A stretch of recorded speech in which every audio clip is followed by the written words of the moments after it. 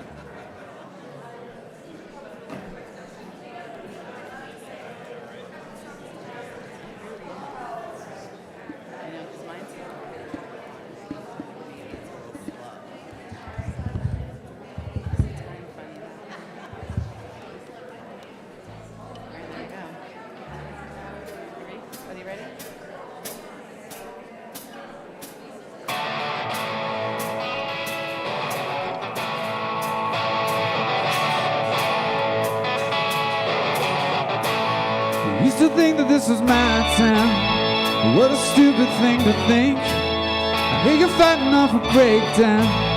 I myself am on the brink. Used to want to be a real man. Now I know what that even means. I just want you in my arms again, so we can search each other's dreams. I know you're tired, you ain't sleeping well, uninspired, like the mad as hell.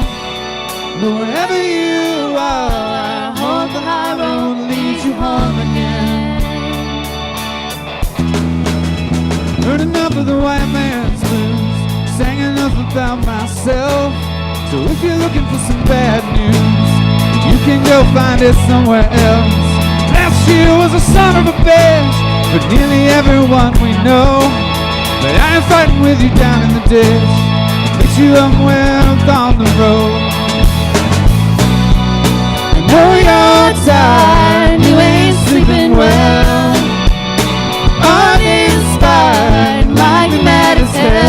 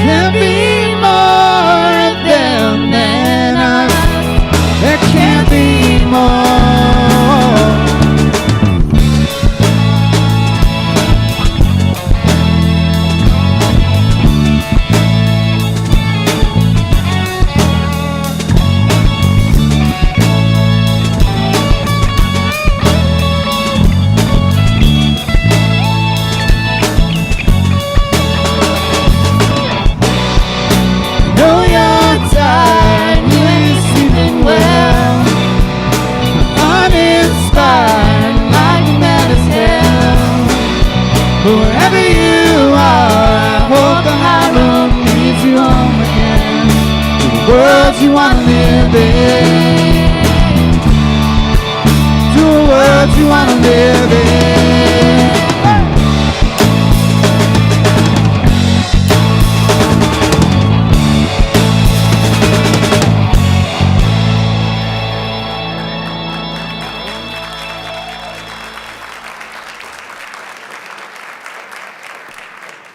Welcome to First Unitarian Church of Rochester. Welcome to Sunday morning in our community of purpose, our people with a purpose. Our mission here at First Unitarian Church is that we, through spiritual connection and community, we listen deeply to others and ourselves, we open to wonder and transformation, and we serve together with love and humility.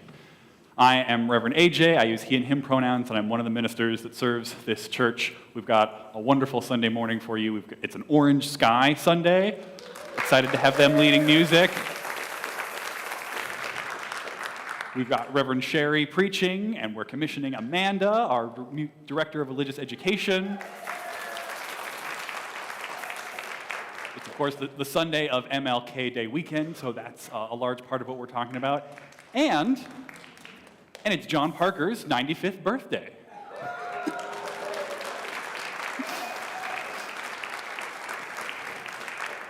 But if you are new here, or newer than John Parker is, please stop by our welcome desk and get to know us a little better, and we can help you get connected. If you're here because you're going through a hard time, or you're worried about someone else who is, or you're worried about some kind of current events that are going on in our world, this week, please reach out to our pastoral care team for a listening ear and support. We have a pastoral care associate. Mary is in the back. She's available to connect with during the service if you need it, or afterwards. Now, speaking of MLK Day, our one announcement is that tomorrow at 2:30 here in our sanctuary, we are pleased to be hosting an event, Reigniting the Dream, Inaugurating Hope, Reigniting the Dream, an MLK Day celebration here at church. So please see our newsletter for more information about how to RSVP for that. But first, Sunday.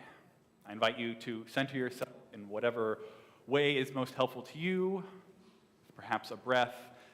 If you are, first I will say that we acknowledge with respect the Seneca Nation, keepers of the Western Door, and part of the Haudenosaunee people, on whose ancestral and contemporary lands First Unitarian now stands. If you are online and have a chalice available, please get that ready to light along with us as I invite up Shannon and Mike and Soraya to one of our RE families to light our chalice as we say our unison words.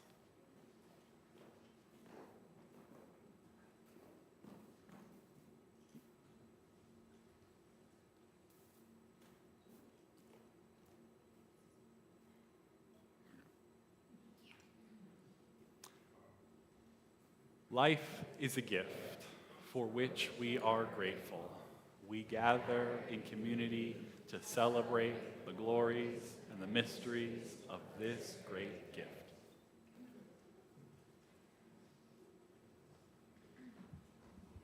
Good morning, First Unitarian. I was hoping two-time would be the charm, but I'm going to make you do it again. Good morning, First Unitarian. Good morning. That's so much better. Please join us in singing the chorus of Better Way by Ben Harper. As always, we will sing it for you. We're going to do some practice, and then we're going to ride right on into the song. So, a lovely chord for my friend Elias and Allie here. And this is what it sounds like. This is your starting note here, B flat. Please join us when you're ready. 'Cause I believe in a better way. We're going to do it 3 more times. Here we go. 'Cause I believe in a better way. 1, 2, ready. 'Cause I believe in a better way. And one more time, as loud and proud as you can give it to us. 'Cause I believe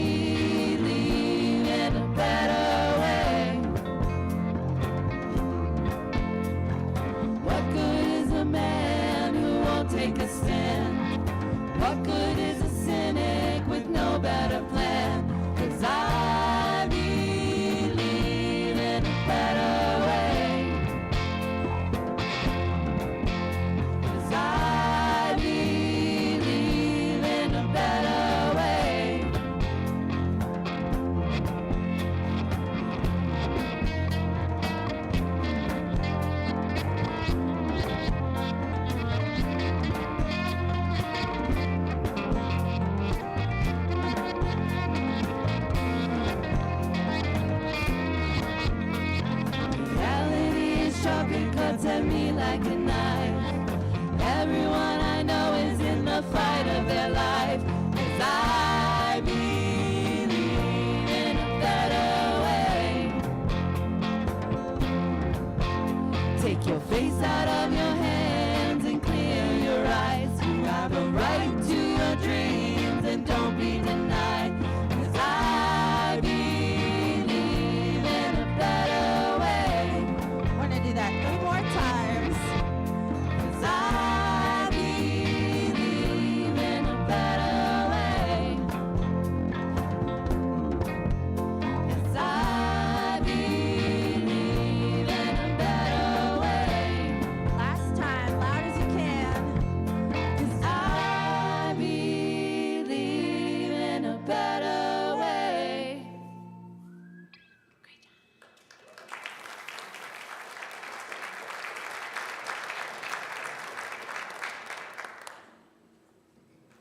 This is normally the time when I come forward and some of the kids get really disappointed because it's me and not Amanda. So I'd like to invite Amanda forward to join me. And I'd like to invite Mike Simons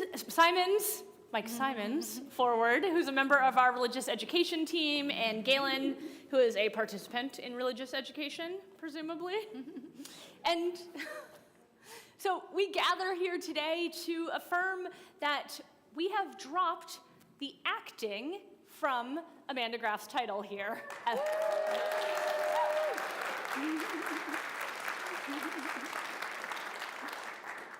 A little over a year ago, we were in search of an acting director of religious education, and we wanted to take a year to figure out what we really wanted to do with our community of children and youth and families, our religious education program. And we thought, great, Amanda will be with us here for a little bit while we figure it out. And it didn't take us long, a month or two really, to figure out that what we wanted to do was travel together into our unknown future with Amanda. So, yeah.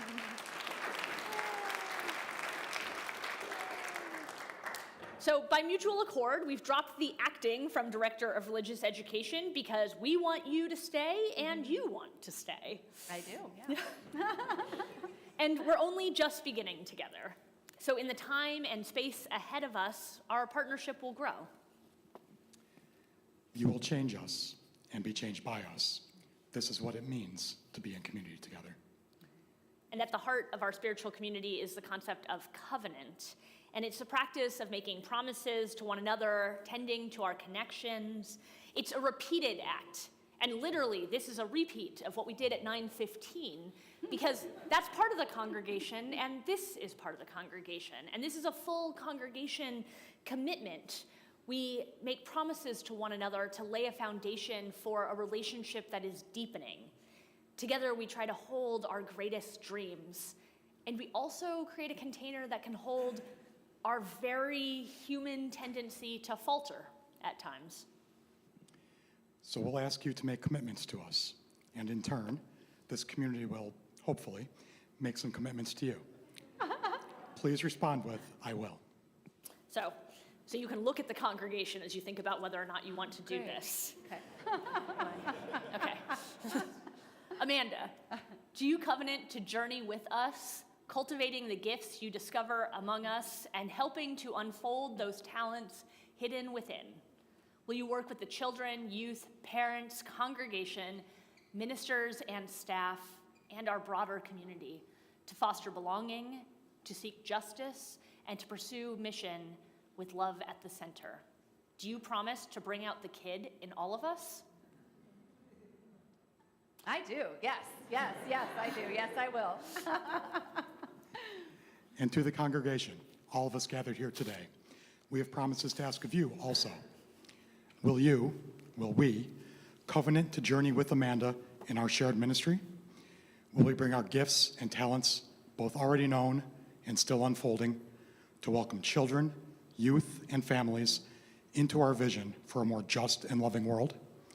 Will we allow ourselves to grow, to love courageously, to challenge injustice, rise to the occasion, to love fiercely, to move gently and to be changed by Amanda and many others? If so, please respond, we will. I feel like I heard that loud and clear. Yeah. And yet one of the things that Amanda invites us into again and again, at least she invites me into it as she helps lead worship for all of us, is to remind me that what we do together is not merely saying a bunch of words back and forth to one another, but practicing, finding the truth within ourselves, moving that into our bodies. And so I would invite us to engage in the practice of a laying on of hands. And we do this here in our congregation often when we're welcoming someone or when we're saying goodbye. It's a way for our community to make real the web of connection that is our shared ministry. And so I invite you to put both hands over your heart. Feel your heart beat. Pretend like you do, even if you don't yet. Bump, bump, bump, bump. Feel that space in between beats, the unknowing, the hope and the expectation that the next thump will come, but the uncertainty that unfolds in that space. Feel the return, the thump, the grounding, the pulse that reminds us that we are alive, that joins us with one another, hearts beating, not all at the same rhythm or pace, and yet still, as if by magic, in unison. Feel the blood coursing through your body. Feel the threads of connection that weave through this community. With the warmth of your heart in your hands, I'll invite Amanda to move down to the floor. And may I place a hand on your shoulder? May, yes. All right. And Mike and Galen, I invite you to do the same. Our hands connect with Amanda, knowing that her work and the witness in community that she does is not something she carries alone. And if you're a child or a youth or a parent of a child or youth in this congregation, I invite you to come forward and form a ring around us, touching the shoulder or hands of the person next to you, or simply standing close if you don't wish to be touched.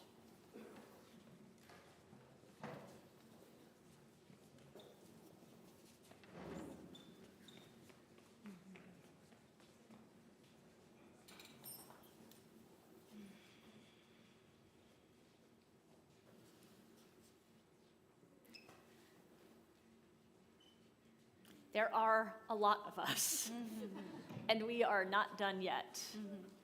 The work of religious education is the work of a broader congregation. And so if you have ever volunteered or served in religious education as a teacher, a storyteller, a builder of voting booths or benches, a staff member or minister, I invite you to come forward to build on this web of connection and add your hands to our hands.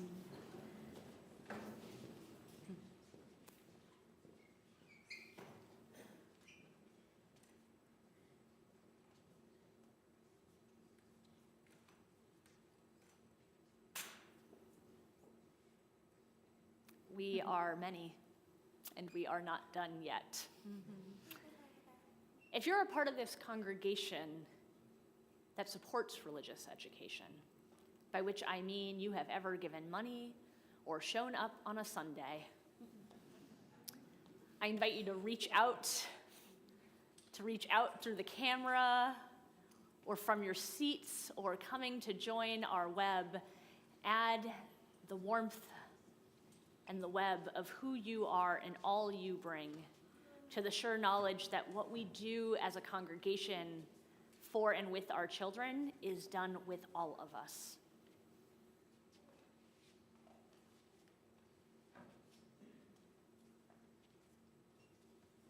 We are so many.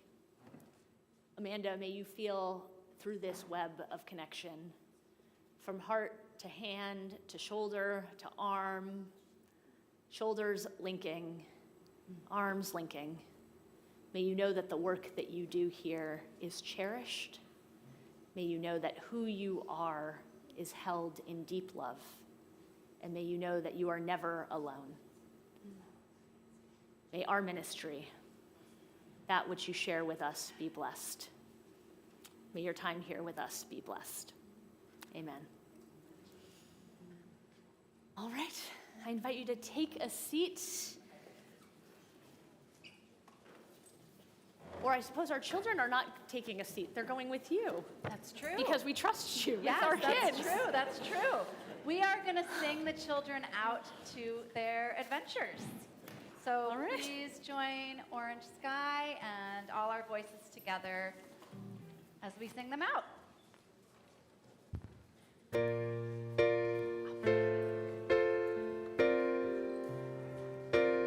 You got so short.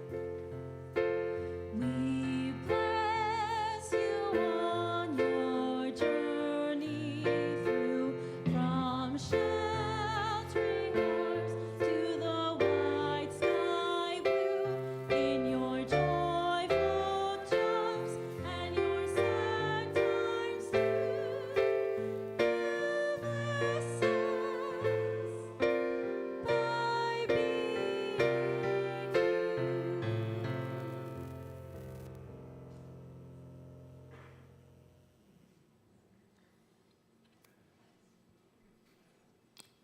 Please join me in the spirit of meditation, reflection, and prayer, beginning by sharing a few moments of silence together.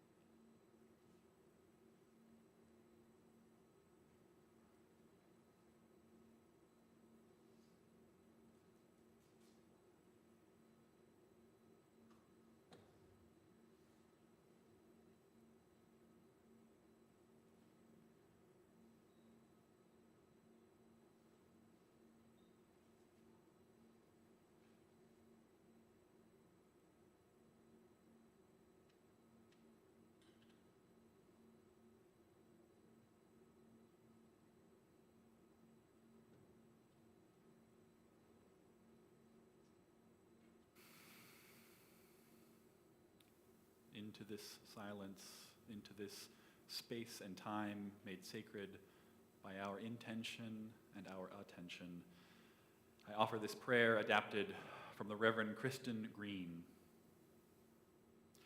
Great mystery which grounds us and surrounds us, divine presence known by many names and in many ways. We pray for our country's leaders. May they lead with justice and fairness on their lips. May they hold in highest esteem the value of human life and liberty. May they never forget those who elected them, nor those who did not. Many of us are worried, anxious, and afraid. Who will uphold our basic human rights? Who will protect us from rollbacks on liberties?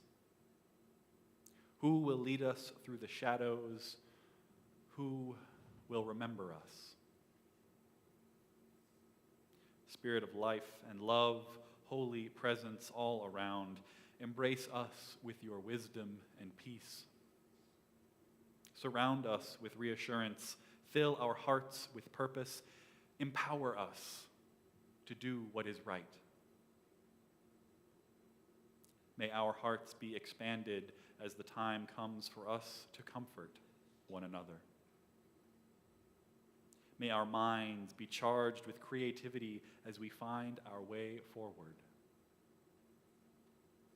May our bodies remain well so that we can travel to the state capitol or the line at the abortion clinic to escort someone to safety or wherever our bodies may need to be in service of liberty and justice. May our spirits be guided by our values. May our lives speak, be they gentle and angry, or loud and clear. May we remain united in our mission as a people of faith, to listen deeply, to open to wonder and transformation, and to serve with love and humility. May it be so. Blessed be, and amen.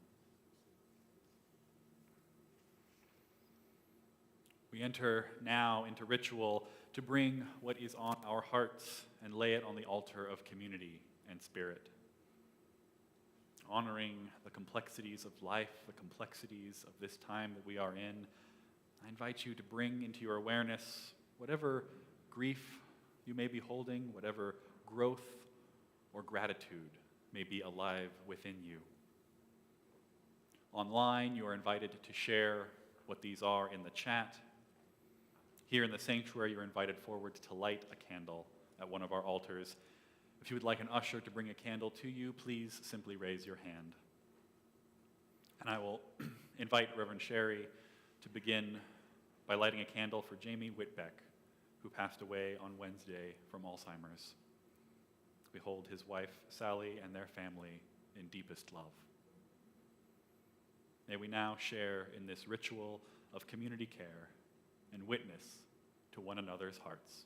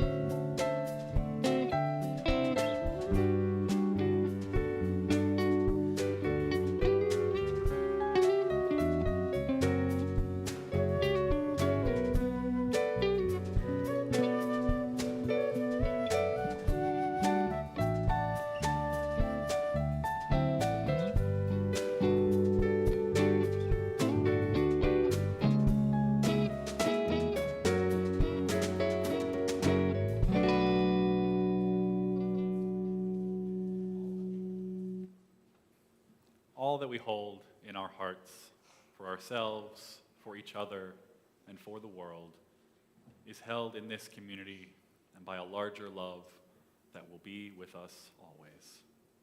Amen. Ashe, and blessed be.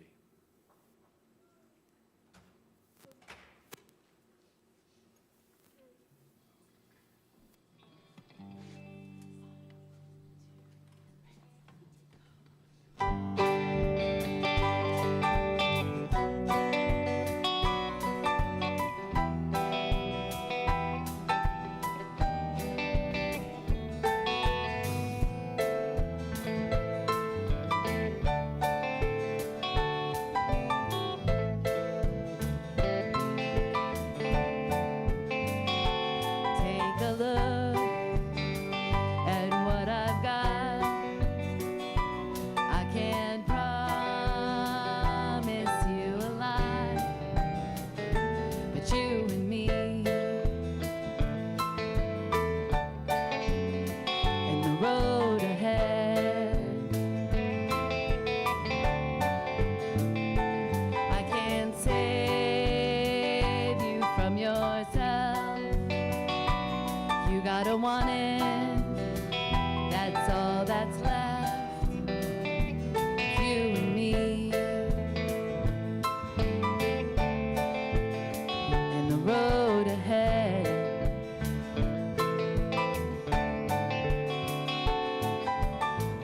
Wherever that wind might blow, wherever that river rolls, you know I will go with you.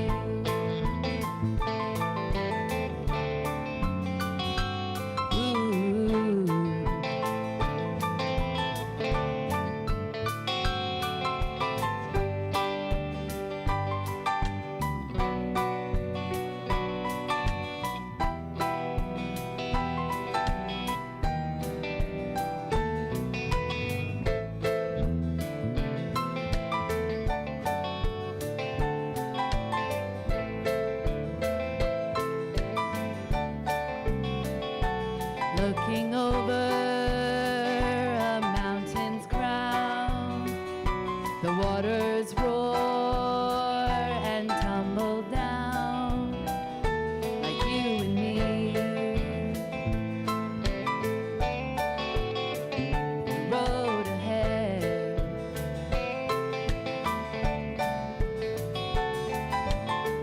Wherever that wind might blow, wherever that river rolls, you know I will go with you.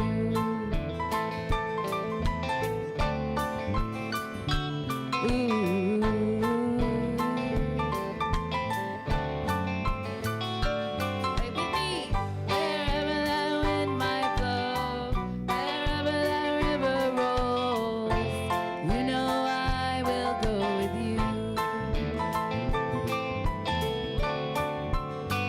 Like you and me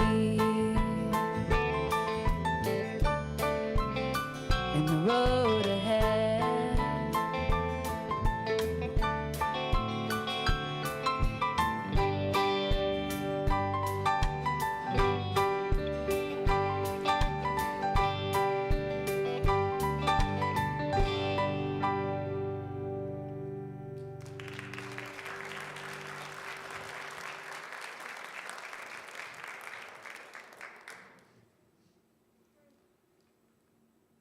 So,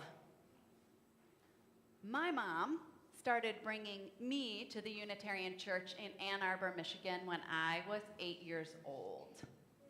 I remember cozy religious education classes in the attic eaves, singing Spirit of Life in worship, and eating donuts and bagels during coffee hour in the crowded basement.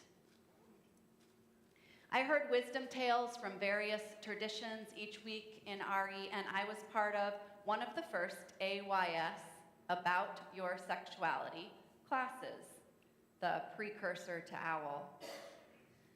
By the time I finished middle school, though, I decided not to go to church anymore. The years that followed were not easy ones for me, and I wish that someone had encouraged me to stick with my UU youth group. Throughout young adulthood, whenever I moved somewhere new, I would visit the local UU church, sit in the pews, and cry. I felt home. I felt safe to let go and let my guard down. Occasionally, I'd join a UU young adult group or an outing, but I was never inspired to become a member. Despite the safety I felt and the goodness of the people, I was discouraged by the sea of white faces in the pews.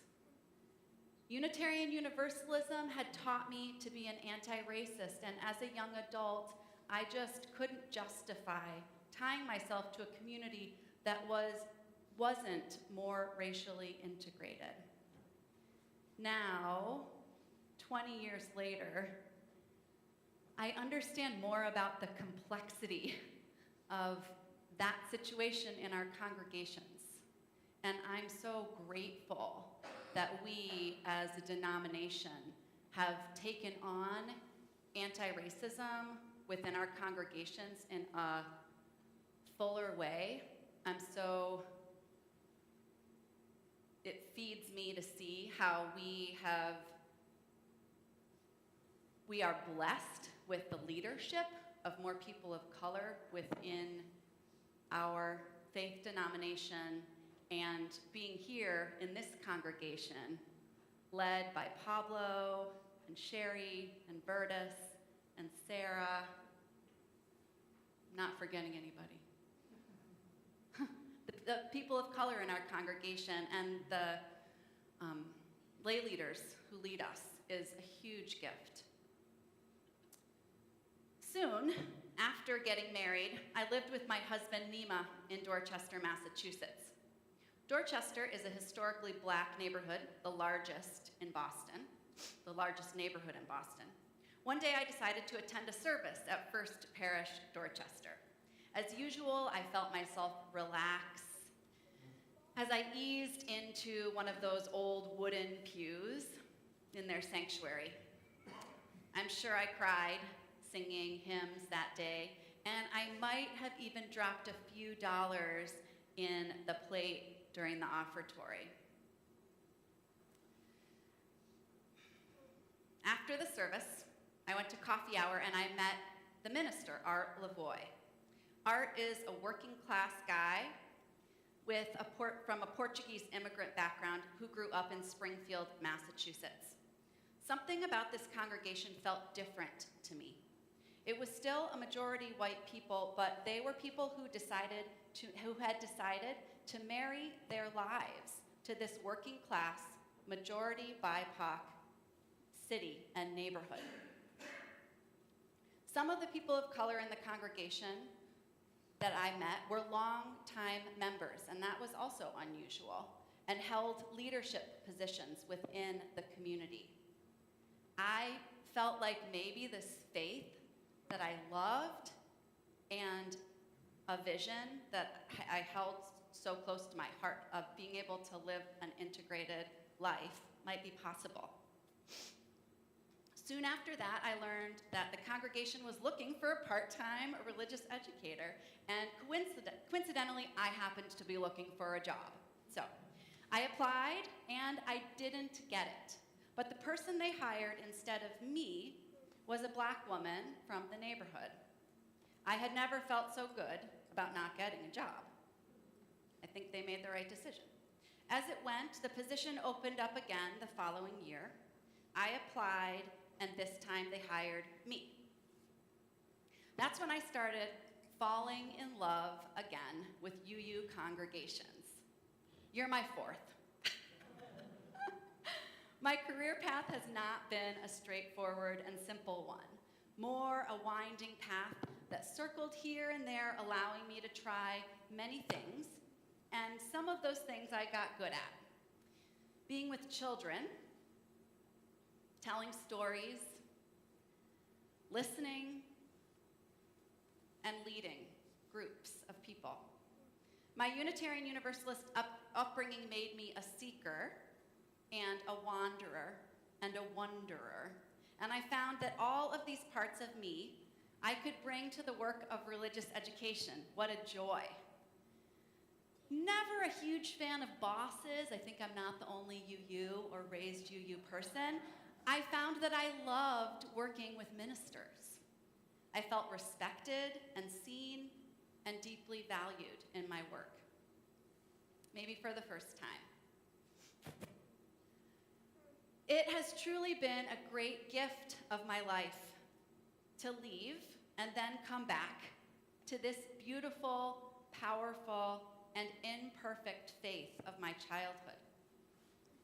It's a deeply challenging time to be in the world, and I feel so grateful to have this very meaningful work to do.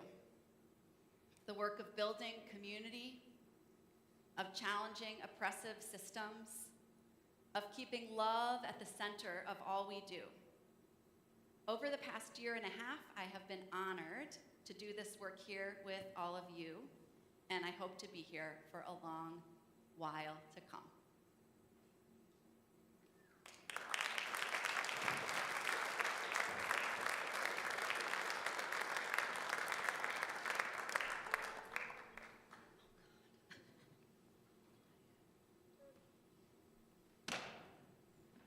Forgot this at the 9:15 service too. I think I'm just a little bit nervous. So, all that our church is and all that our church does is made possible by the time, talent, and treasure that we give to our shared mission. Members and friends support this congregation financially through recurring giving, and on Sundays we also give through our shared collection. As part of the spiritual practice of generosity, held collectively, 50 cents of every dollar given now to our offering will go to the UUA Disaster Fund. The Disaster Fund, which enables our national association to support congregations, their members, and their community partners to recover, rebuild, and improve climate resiliency when disaster strikes. We make today's offering with compassion and solidarity for the people of Los Angeles affected by the many fires of these past weeks. You can give at rochesterunitarian.org/donate or by Venmo or here in person in our offering baskets. In the spirit of abundance and generosity, the offering will now be given and humbly received.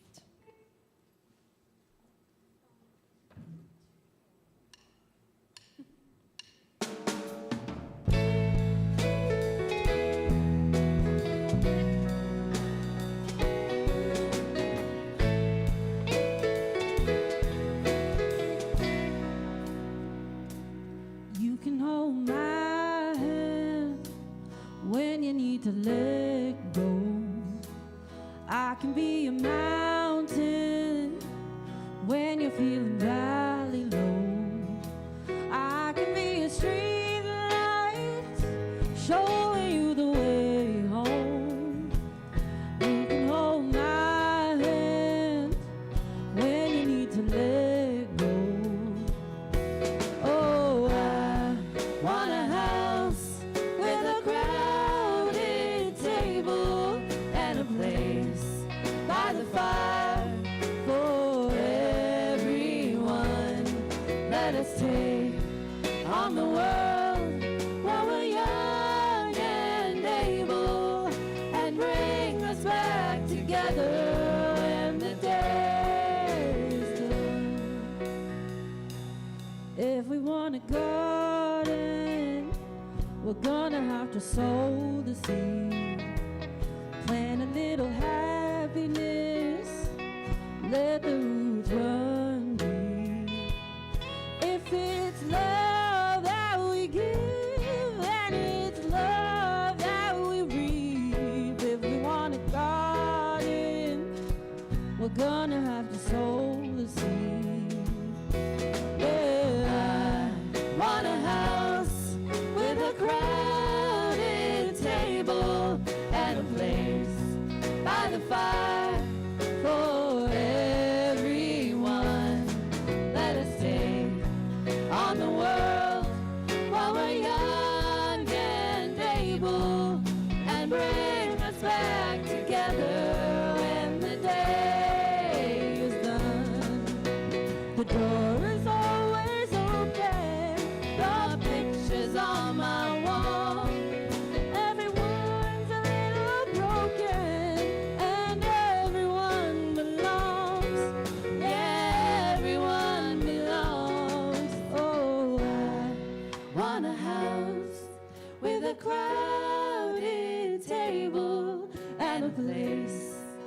by the fire for everyone.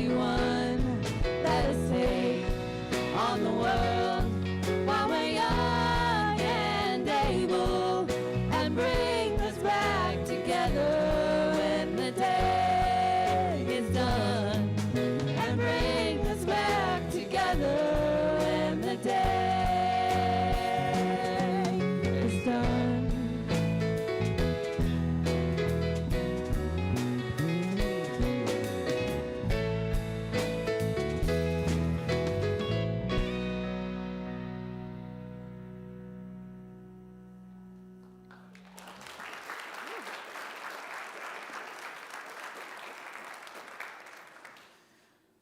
So 15 years ago, if you had asked me if I was going to go to seminary, that is to say grad school for ministers, I would have said absolutely not.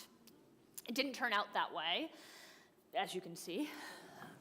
But I really loved church. I really loved being with people. I loved the ways that we did things together. I loved coming on Sunday morning, coming early to help out, staying late, conversations in which a small group of people planned something powerful, and the sudden unfolding of the event when the unexpected happens.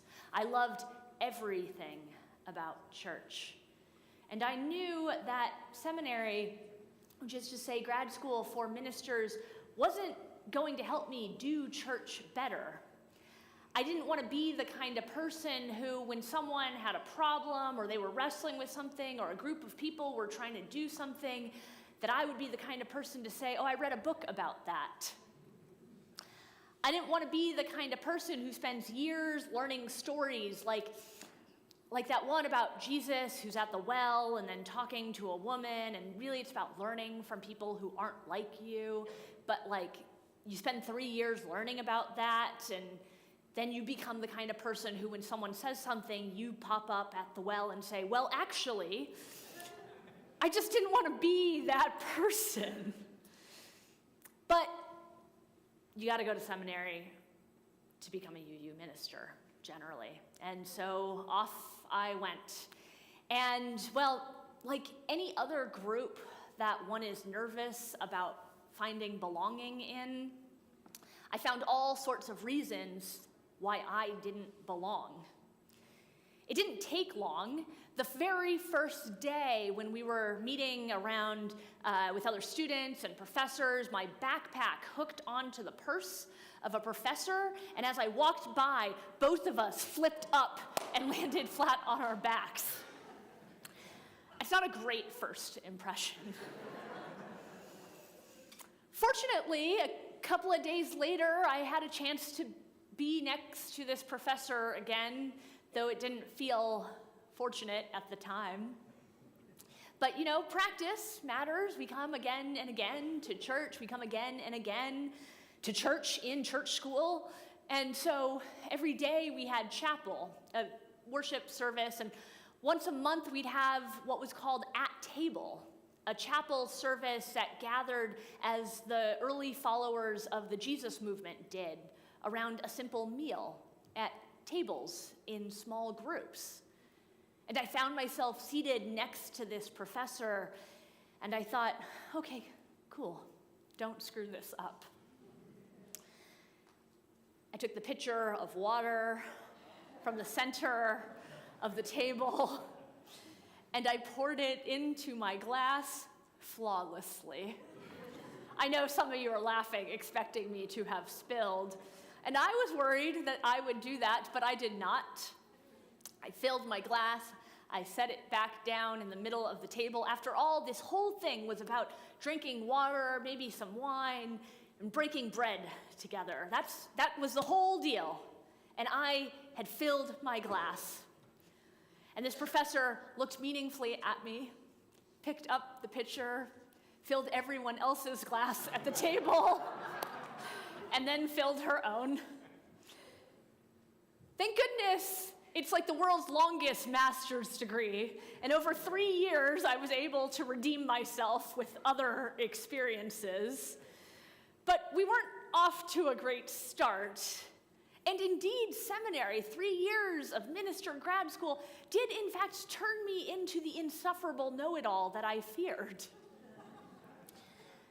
It wasn't every conversation that I would chime in with, well, I read a book about that, but I was convinced I had read all of the books, and I knew exactly how church should be and how you should be in church. And one of the things that really got me, the things that you, I say generously and vaguely about some people, would do was use the word beloved community to mean our congregation. Or if I'm being really ungenerous, the people in our congregation whom they liked. The beloved community is like a birthday party of all your best friends, people said. But I had read some of the books, by which I thought I meant all of the books, and I knew beloved community to mean something very different. Beloved community has a capital B and a capital C. It's a very technical, theological term. And, well, it comes to me primarily through the work of the Reverend Dr. Martin Luther King. And I knew, because I had read some of the books, by which I thought I meant all of the books, that came to Dr. King through his mentors, Benjamin Mays and Howard Thurman, and I knew that their work and their focus on the capital B, beloved, capital C community came to them through 20th century Josiah Royce. You can see, insufferable.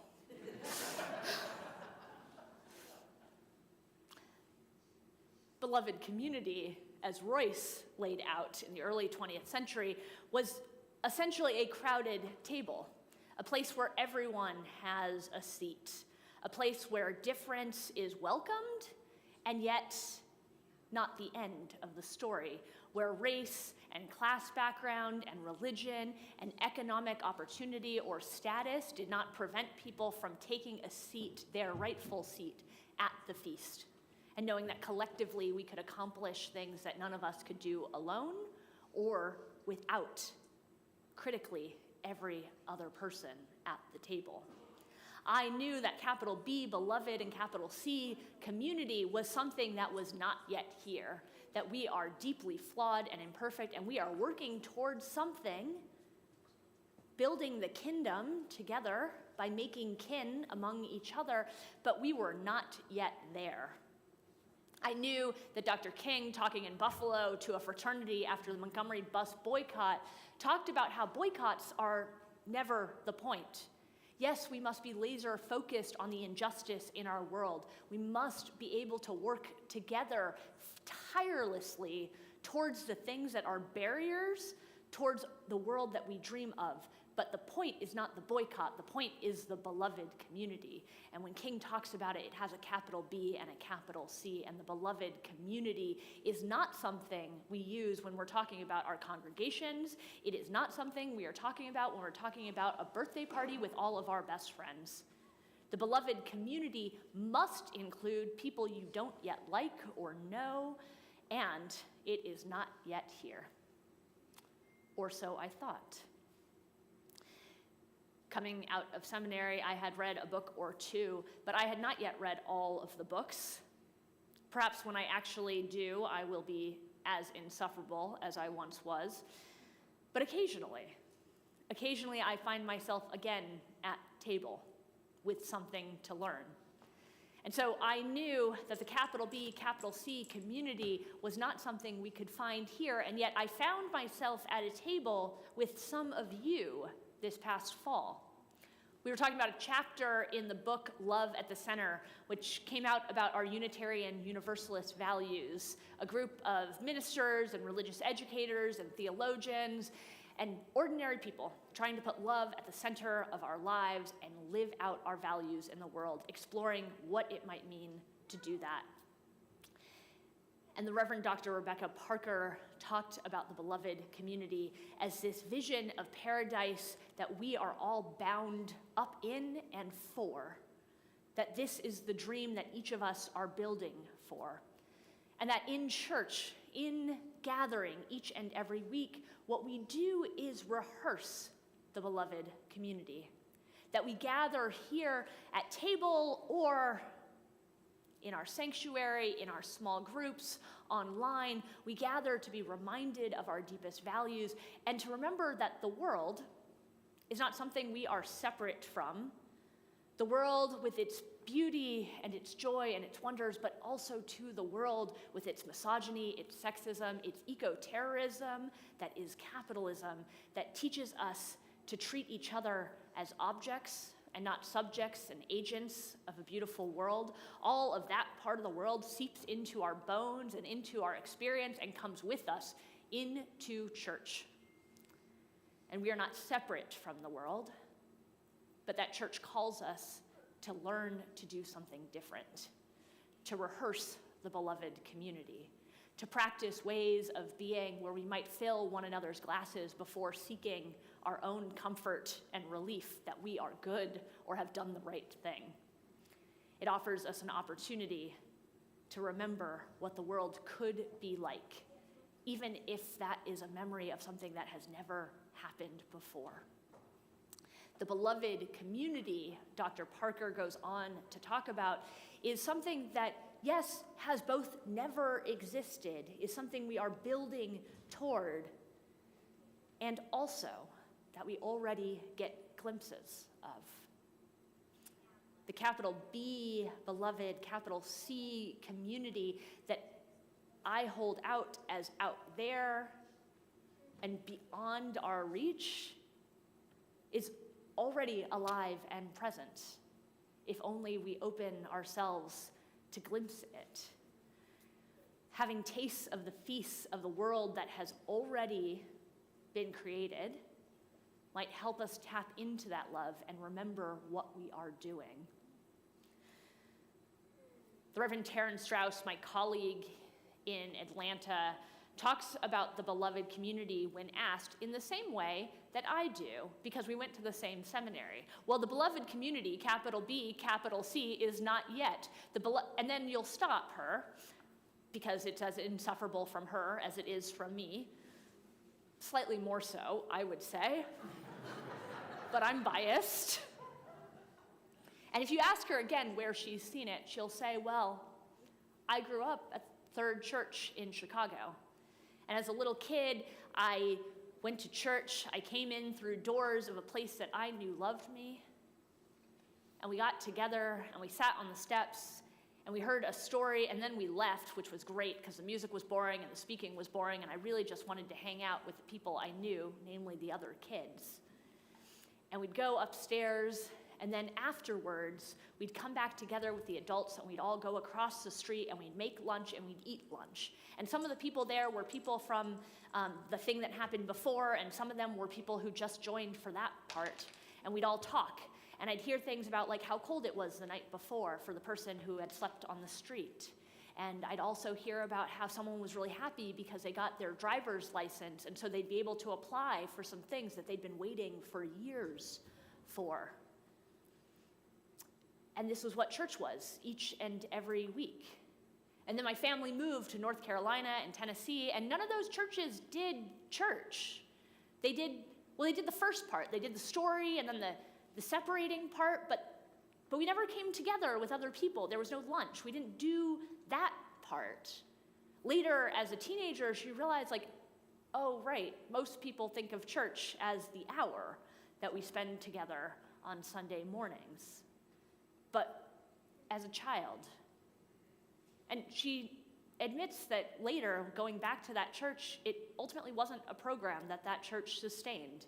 But for a while, that church understood itself to be a community, both in service, in generational shift and splits, and at table, with a broader community, including those who worshiped outside of their walls. The Reverend Terrence Strauss talks about the capital B, capital C, beloved community as something she had a glimpse of for a little while anyway. And if you ask me what I think of when I think of the beloved community, well, as you know, I will start with, well, it's something that doesn't yet exist. It's out there. We're working towards it. And you'll stop me because it's insufferable. And if I drill down, I don't actually have to look too far. If you ask me about the beloved community, I might tell you about this week hearing about 2 fights here in the church. Now, when we fight here at First Unitarian, it's hardly ever with our fists or our bodies. It's hardly even ever with our words, at least in the same room, in conversation with each other. Sometimes it's a stony silence and glare.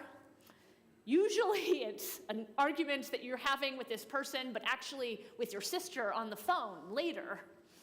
Or someone in the parking lot who isn't actually the person you're in conflict with.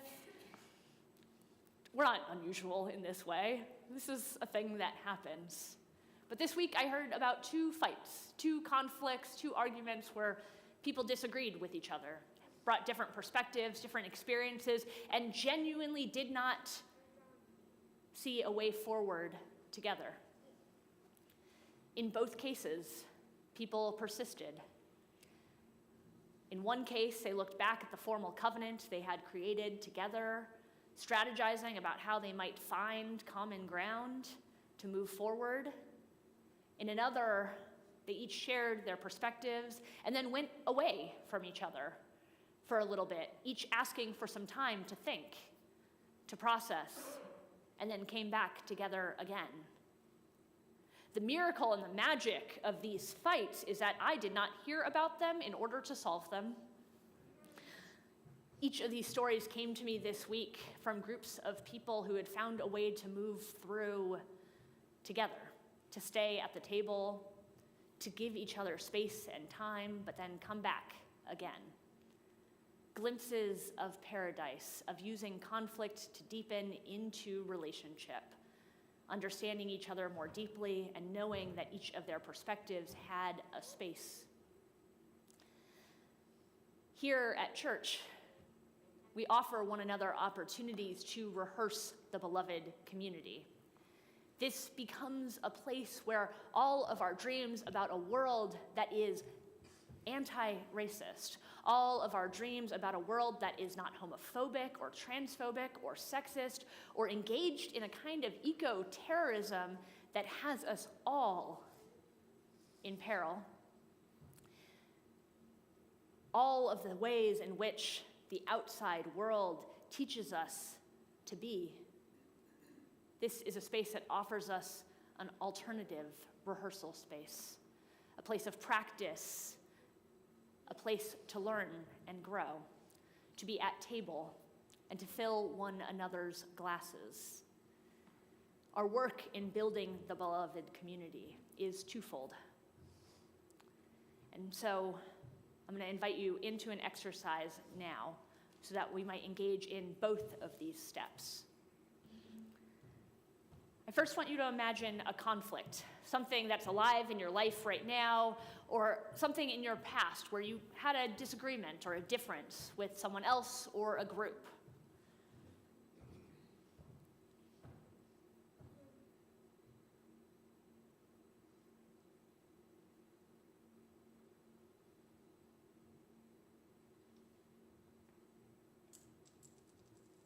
By a show of hands, how many of you are thinking about a time where things got sorted out, where it worked out pretty okay, and you're pleased with how it went?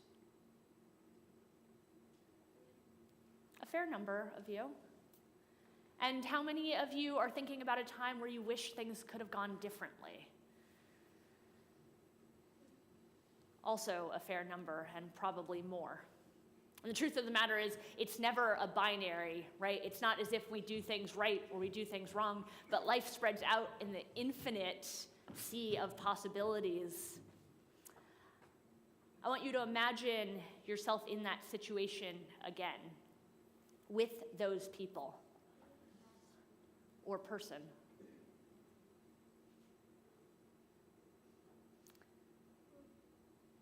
Imagine not that you did everything perfectly. Imagine not that all is resolved and everyone agrees 100%. But still, you have found a way to be shoulder to shoulder with this person.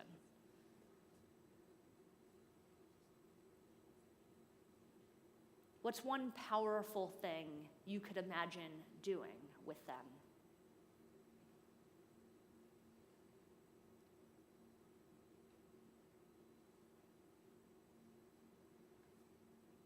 one thing the two of you could do together this week?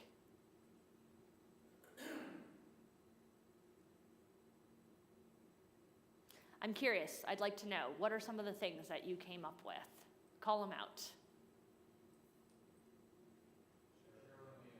Sharing a meal. I sort of queued you up for that one. Amen. Sharing a meal. Call? Call. Anything else? Prayer. Listen.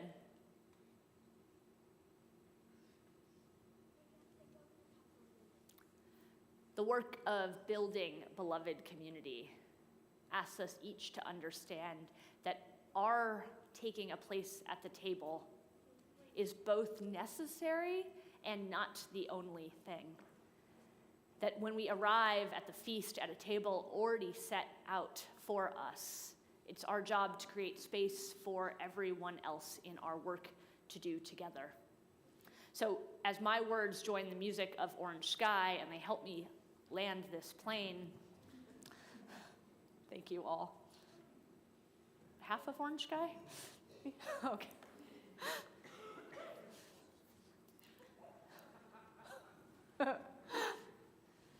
I invite you to call to mind the work of building capital B, capital C community. The boycott is never the point. We must be laser focused in the day and weeks and months and years ahead on the injustice and work that is ours to do. But to hold ourselves tethered to the love that we hold at the center, our work with beloved community is twofold. We must, one, open ourselves to seeing it wherever it exists, tasting of that feast as often as we possibly can, holding tight to the places where we find it, and learning to rehearse it again and again and again until the kingdom that we seek to build is made real within these walls and beyond. May it be so, and amen. I invite you to rise in body or in spirit and join me in singing our closing hymn, Draw the Circle Wide.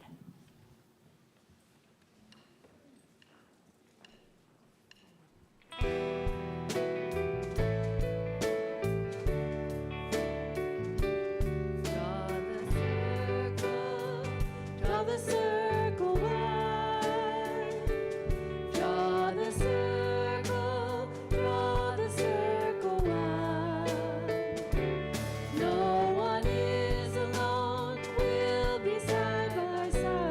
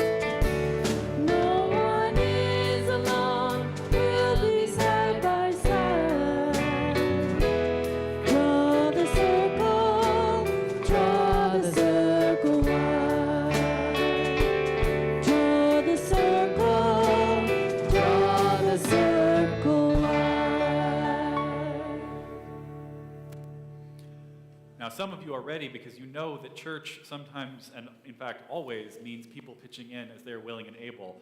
But because of the MLK Day event tomorrow, please leave the chairs right where they are. So get the Sunday off. Please join me in the words to extinguish our chalice. We extinguish this flame, but not the light of truth, the warmth of community, or the fire of commitment. These we carry in our hearts until we are together again. The task of building beloved community with a capital B, a capital C, far away and yet already here among us is ours. May you go knowing that you are loved, that I love you, and that our task is to love the world. Amen.